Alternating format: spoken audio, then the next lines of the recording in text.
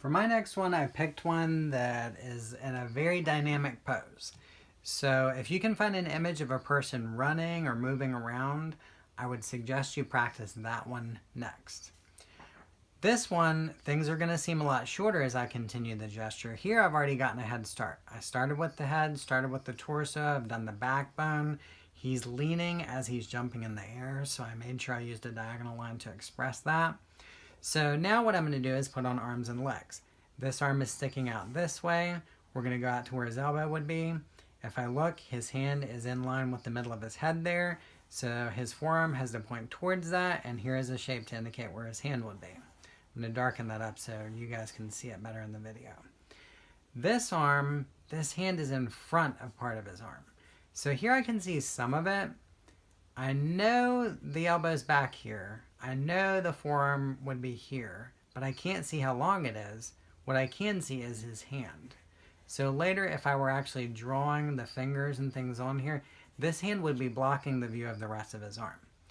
This leg I can attach to his hips. If I look out where the knee is, his knee is pretty much parallel to where his hips line up. So I'm going to stick this up out here. If I'm trying to figure out how long it should be, well, looking at his knee, it's just behind where his elbow would be.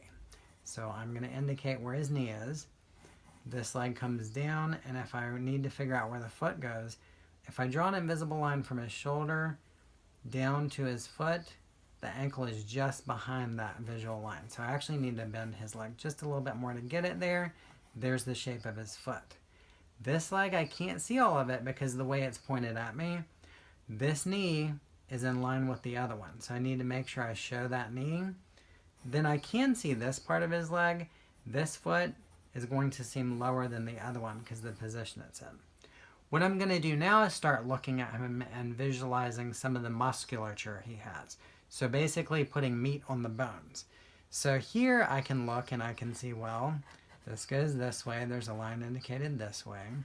Then when I put all the wrinkles and things on his sweatshirt he's wearing, and I draw the contours of that, when I made his arm so short, it starts to make a little bit more sense now because we can see how that would actually be blocking it. So there's his collar, there's the zipper there.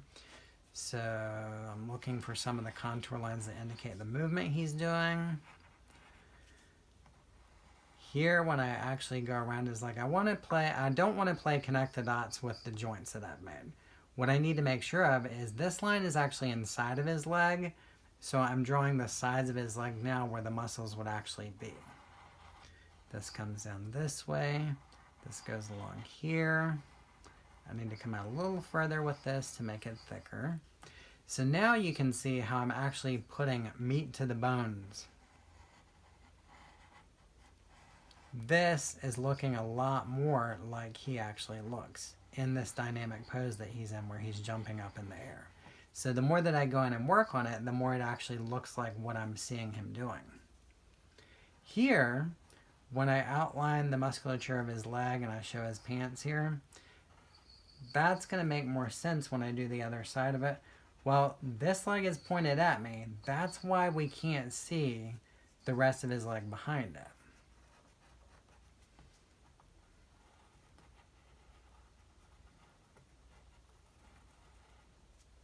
So then when I go up here and I do his actual fingers, then it's making more sense why we couldn't see the rest of his arm.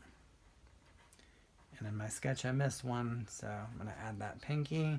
I can see his thumb sort of sticking out a different direction than his rest of his fingers. And then some of the lines behind that indicate the rest of his arm. The face, you guys know how to do. So we're not going to take time to go through that in the video because you guys know how to do a decent portrait, so you can definitely handle the face on your own. So I want you to practice a couple of these now where you're actually drawing your gesture drawing, but then you're going back in and you're putting the muscles and the clothing and details on your person as well. If you do your gesture drawing correctly, you're basically giving yourself a map of where to put everything in the drawing of the person. All right, keep practicing.